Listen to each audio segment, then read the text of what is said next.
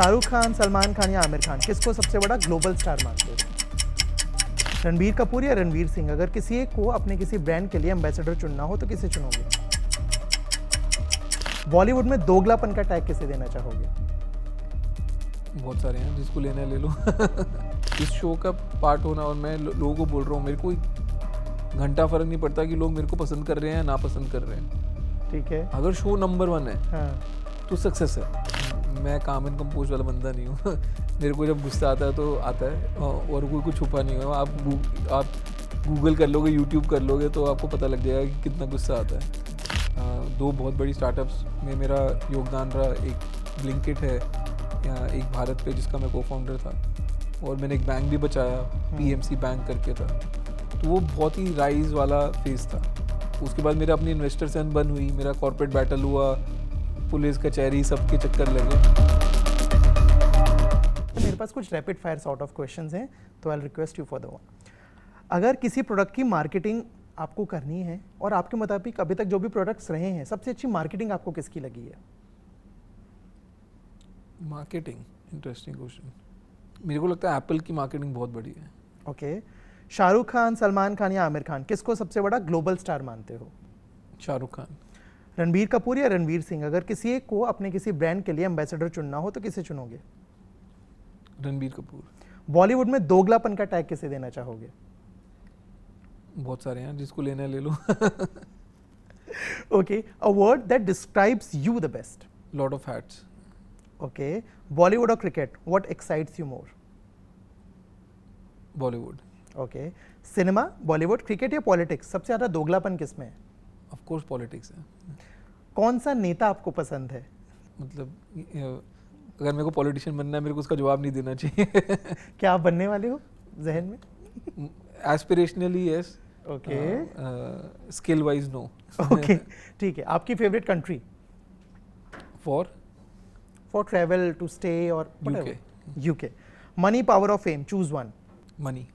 Your guilty pleasure? Driving. Okay. Your worst investment? That's a long list. One thing people always misunderstood about you? Genuineness. Okay.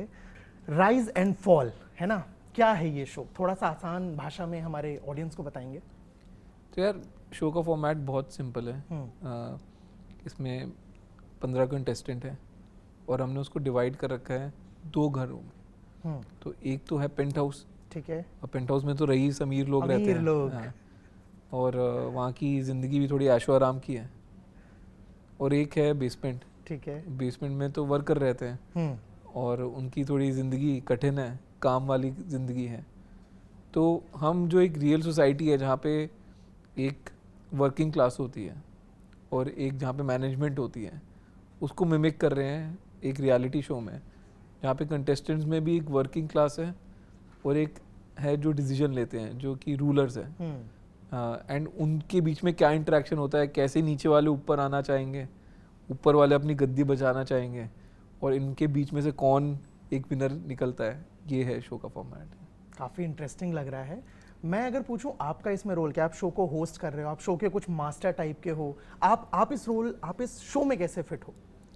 यार, आप एक traditional conventional में बोलोगे तो आप हर एक को लगता है कि आप होस्ट कर रहे हो, बट मैं एक्चुअली होस्ट कर नहीं रहा हूँ, बिकॉज ये जो शो का फॉर्मेट है वो रियलिटी है। तो कंटेस्टेंट तो 24 घंटे अंदर हैं। मैं आऊँगा गेम बदलने, तो मैं गेम मास्टर हूँ, होस्ट नहीं हूँ। हाँ। होस्ट तो है जो आगे लेके जा रहा है गेम को। मैं तो जो गेम आगे जा रही है उसको डिफरेंट डायरेक्शन में लेके जाऊँगा। और क्या कुछ अभी और इसका कुछ शूट हो चुका है या अभी हो रहा है? जो कंटेस्टेंट्स हैं उनके बारे में, जब आपने शो साइन किया, आपको क्या कुछ डिटेल्स बताए गए थे? कंटेस्टेंट्स के नाम, कितना शूट होगा, कितने एपिसोड्स होंगे, क्या कुछ डिटेल्स थे आपके पास तब? नहीं, तो जब मैंने साइन करा तब तो पहले मैं ही था। ओके। कि अश्नीर का शो आ रहा है, राइज एंड फॉल। फिर मेरे नाम पे कंटेस्टेंट को अप्रोच किया गया और फिर कंटेस्टेंट्स लाए गए। कहीं से एक चीज़ को तो आप एंकर करेंगे ना। करेक्ट। कि एक चीज़ को फिक्स कर लिया, आप इसके अराउंड बिल्ड करते हैं। बट आई थिंक जो कंटेस्टेंट ज्वाइन करें शो में, वो अपने फील्ड में सब माहिर हैं। बहुत ही अच्छा पूल ऑफ कंटेस्टेंट है जो मिल के आया है। एंड हमारे पास एडवांटेज ये था कि हमारे पास ये फर्स्ट ईयर था, हम्म, तो कोई टैबू नहीं था करेक्ट, इस शो में कंटेस्टेंट बनने का, या ऐसे नहीं था कि इस शो में इस टाइप के लोग जाते हैं या ऐसे लोग जाते हैं जिनका करियर इस मोड पे आ गया है।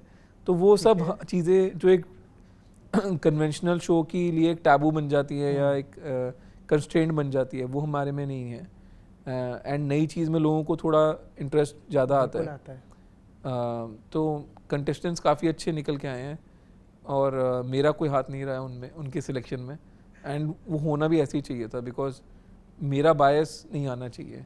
लोगों को मज़ा तभी आएगा जब मैं वो ही बता पा रहा हूँ जो एक बंदा घर पे स्क्रीन पे देख के बता पा रहा है कि नहीं ये सही है और ये गलत है। Fair enough. इसके पहले और क्या कोई आपको शो ऑफर हुआ था इसके अलावा?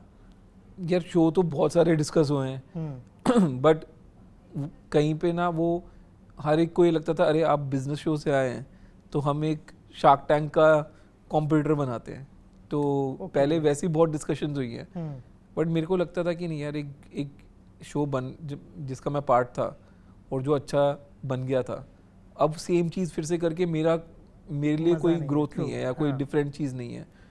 और ऐसा नहीं है कि मैं इस इंडस्ट्री से हूँ कि नहीं मेरे को ये है कि नहीं यार मेरे को यही काम करना है तो मेरे पास एक एडवांटेज है कि मेरे को वो काम करना है जिसमें मेरे को मज़ा आता है। हाँ। पैसे के लिए नहीं करना है या to be in the industry नहीं करना है। तो थैंकफुली वो एक पेशेंस ले आता है आप में, एंड देन आप वही चीज़ उठाते हो जो नहीं है और जो जिसमें आपको खुद इंटरेस्ट आता है। आपने जैसे बोला आप इस इंडस्ट्री से नहीं है, बट क्या एज अ दर्शक मैं ये मान सकता हूँ कि अब आप धीरे धीरे और इसमें एक्टिव होने वाले हैं? नहीं, ऐसा नहीं हो सकता है कि मैं सिर्फ यही शो करूं, हो सकता है कि कुछ और भी नया आ जाए, वो पता नहीं, क्योंकि मैं क्योंकि मैं कुछ चीज़ सीख नहीं कर रहा, मैं कोई काम ढूंढ नहीं रहा, मेरे पास काम अपने आप आ रहा है। तो वो जो मेरे को लगता है कि बेस्ट सिचुएशन है। कई बार आप किसी चीज़ के पीछे भागते हो तो आपको जो मिल जाता है आप वो करने पे आ जाते हो, राइट। मेरे पे वो प्रेशर ही नहीं है। बट ये प्रेशर है व्यूअरशिप का, कहीं ना कहीं दिमाग में है, क्योंकि और भी रियलिटी शोज चल रहे हैं अलग अलग, रोडीज से लेके बिग बॉस से लेके अभी ये, इसके पहले भी बहुत सारे शोज आए हैं। कहीं ना कहीं ये दिमाग में क्या अविनाश, वो व्यूअरशिप शायद मैच करनी होगी। बिल्कुल। मेरे को कोई भी बिजनेस आया, आप कोई भी चीज़ उठाओ, मैं बहुत ही एग्रेसिव बिजनेसमैन रहा हूँ। मेरे लिए सक्सेस हमेशा नंबर से आती है। तो मेरे लिए इस शो का पार्ट होना, और मैं लोगों को बोल रहा हूँ, मेरे को घंटा फर्क नहीं पड़ता कि लोग मेरे को पसंद कर रहे हैं या ना पसंद कर रहे हैं। ठीक है, अगर शो नंबर 1 है हाँ, तो सक्सेस है। ओके। ठीक है, तो मेरे लिए तो, और वो नंबर 1 तभी होगा जब आपकी व्यूअरशिप अच्छी होगी। आएगी। तो मेरे लिए शो का सक्सेस होना सबसे इम्पोर्टेंट चीज़ है। उसमें मेरा क्या पार्ट रहा या मेरी कितनी कंट्रीब्यूशन रही या लोगों को मैं कितना पसंद आया ना पसंद आया, वो सेकेंडरी चीज़ है। तो show should be a real success. Kashmir को गुस्सा आता है? क्योंकि अभी तक जो हमने शोज देखा, जो आपका शो था वो अलग था, ये अलग है, यहाँ पे थोड़ा मसाला भी रहेगा, जो हमने प्रोमोज वगैरह देखे हैं। अगर कोई ऐसी सिचुएशन आए कि गुस्सा आ रहा है, कर दोगे गुस्सा कि डांटना, सुनाना, फटकारना, या नहीं आई बी काम एंड कंपोज्ड? नहीं, मैं काम एंड कंपोज वाला बंदा नहीं हूँ मेरे को जब गुस्सा आता है तो आता है, और कोई कुछ छुपा नहीं हुआ। आप गूगल कर लोगे, यूट्यूब कर लोगे, तो आपको पता लग जाएगा कि कितना गुस्सा आता है। एंड बात, लोगों को लगता है एंगर मैनेजमेंट बहुत अच्छी चीज़ है। मेरे को लगता है कि सही चीज़ पे गुस्सा आना जायज़ चीज़ है। आप फालतू में गुस्सा कर रहे हो वो नाजायज़ है, ठीक है। और लोगों को दिखता भी है कि इसका इमोशन जेन्युइन है या नहीं है। सो एज लॉन्ग एज आप अपनी इमोशन जेन्युइन रखो तो सब बढ़िया है। जो शो का नाम है वही बहुत सारी चीज़ें डिफाइन करता है, राइज एंड फॉल। अगर मैं इसको आपकी ज़िंदगी से कनेक्ट करूं तो ऐसा कोई मोमेंट रहा है जब आप लगा यार राइज हुआ है, या फिर वो कि अरे यार फॉल भी हुआ है लाइफ में? नहीं, बिल्कुल है, मैंने तो कुछ ज़्यादा ही राइज एंड फॉल देख लिए हैं। तो जब अपनी स्टार्टअप्स बनाई, 2 बहुत बड़ी स्टार्टअप्स में मेरा योगदान रहा। एक ब्लिंकिट है, एक भारत पे जिसका मैं को-फाउंडर था, और मैंने एक बैंक भी बचाया, पीएमसी बैंक करके था। तो वो बहुत ही राइज वाला फेज था। उसके बाद मेरा अपनी इन्वेस्टर से अनबन हुई, मेरा कॉर्पोरेट बैटल हुआ, पुलिस कचहरी सबके चक्कर लगे, वो एक फॉल था। बट उससे भी बाहर निकल आए, खुद को भी बचाया, कंपनी को भी बचाया, इन्वेस्टर्स का पैसा भी बचाया, सब कुछ किया। तो बहुत देखा है, बहुत राइज एंड फॉल देखा है। Thank you so much for the बातचीत and all the very best for show. I really hope viewership में ये नए झंडे गाड़े, नया सीजन आए और आप भी रहें, है ना? Thank you. Thank you so much.